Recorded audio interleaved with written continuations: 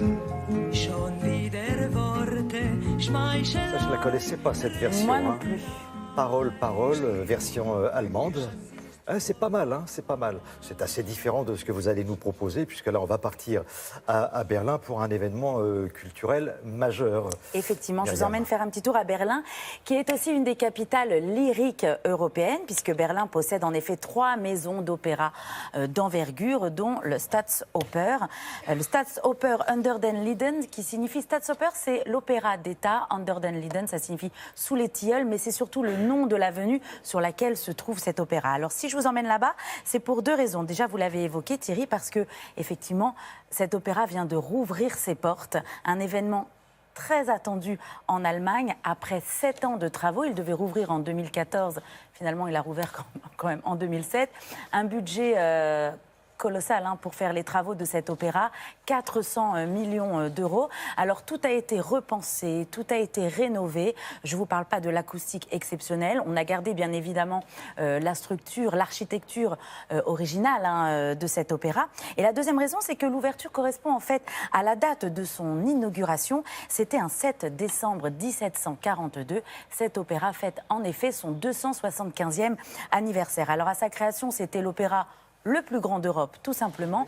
Et très vite, cet opéra a acquis une renommée internationale grâce aux chanteurs, aux danseurs et surtout aux chefs d'orchestre qui se sont produits là-bas. Donc c'est aussi une énième renaissance pour cet opéra, car il a été détruit par 3 fois dans son histoire. Donc je vous propose de le visiter avec moi et de découvrir son histoire.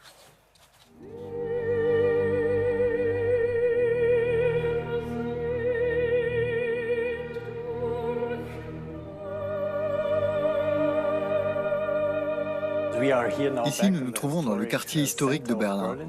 Et l'édifice de l'opéra a été construit il y a maintenant 275 ans sur la demande de Frédéric le Grand, roi de Prusse. Il était passionné de culture et notamment d'opéra. Beaucoup d'œuvres ont vu le jour entre ces murs. L'une des plus connues est Wojciech. L'architecture du Staatsoper est de style baroque, très coloré. La couleur extérieure des murs est un vieux rose. Frédéric le Grand affectionnait les bâtiments colorés. Il en a fait un style. Comme beaucoup d'opéras d'État, nous proposons le répertoire classique, comme Wagner, Verdi, Strauss. Richard Strauss a d'ailleurs été notre directeur musical de 1899 à 1913. Le Staatsoper était le plus grand opéra du monde avec 1400 places assises.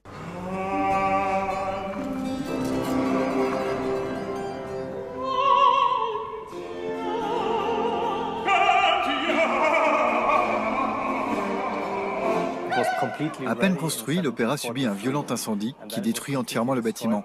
100 ans plus tard, pendant la Deuxième Guerre mondiale, le bâtiment est à nouveau détruit à 2 reprises.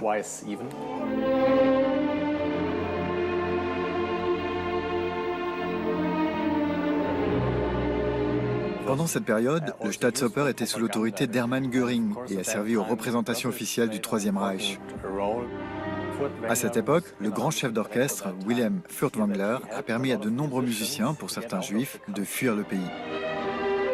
On a toujours su perpétuer ici la tradition des grands chefs d'orchestre, comme Karajan.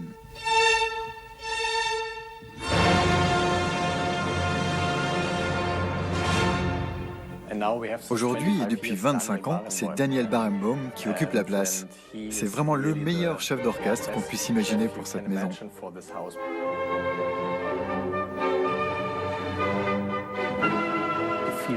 C'est un homme très investi dans notre institution et il se sent responsable de la grande qualité artistique qui a toujours régné dans cet établissement.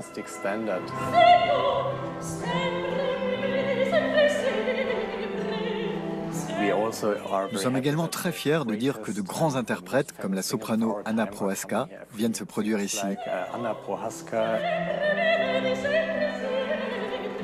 Au début, cet opéra était la fierté de la Prusse. Plus tard, c'est devenu le joyau de l'Allemagne de l'Est et aujourd'hui, nous souhaitons être incontournables en Europe.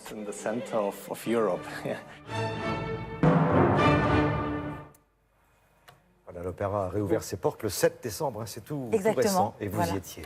Et on y était. Daniel Formidable. Barenboim, bien sûr, aux manettes. Merci beaucoup Myriam.